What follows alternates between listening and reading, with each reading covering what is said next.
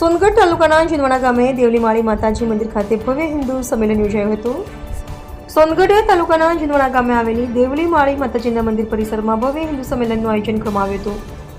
આ પ્રસંગે પૂર્વ રાજ્ય કક્ષાના મંત્રી કાંતિભાઈ ગામિત ખાસ ઉપસ્થિત રહ્યા હતા. તેમણે હિન્દુ સમાજને એકતા અને સંગઠનની શક્તિ સમજાવતા સૌ નાના મોટા યુવાનોને વડીલોને એકજૂટ રહી સમાજ હિતના કાર્યો કરવા અપીલ કરી હતી.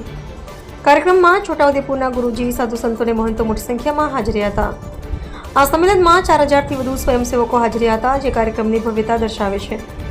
કાર્યક્રમ અંતર્ગત હવન પૂજા તેમજ મહાપ્રસાદનું આયોજન કરવામાં આવ્યું હતું. વિશેષ રૂપે સોનગઢ તાલુકામાં છેલ્લા 5 વર્ષથી નિસ્વાર્થ સેવા આપતા હાર્દિકભાઈ જોશી અને નવીનભાઈ મહારાજનું ફુલાર અને શાલ ઓઢાડી સન્માન કરવામાં આવ્યું હતું. નોંધનીય છે કે તેઓએ આ સમયગાળા દરમિયાન કોઈ પાસેથી એક પણ રૂપિયો લીધા વિના સેવા આપી છે. કાર્યક્રમમાં દક્ષિણ ગુજરાતના પ્રખ્યાત ભજન ગાયક મહેશભાઈ સિસોર પણ હાજર રહ્યા હતા.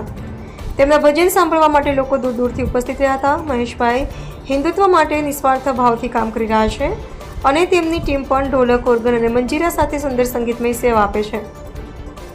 આ સમગ્ર કાર્યક્રમ માટે દેવલી માળી માતાજી મંદિર ટ્રસ્ટ તથા જીનવાડા ગામના લોકોએ ઉત્તમ આયોજન બદલ આભાર વ્યક્ત કરવામાં આવ્યો હતો. રિપોર્ટર હાર્દિક જોશી, સોનગઢ.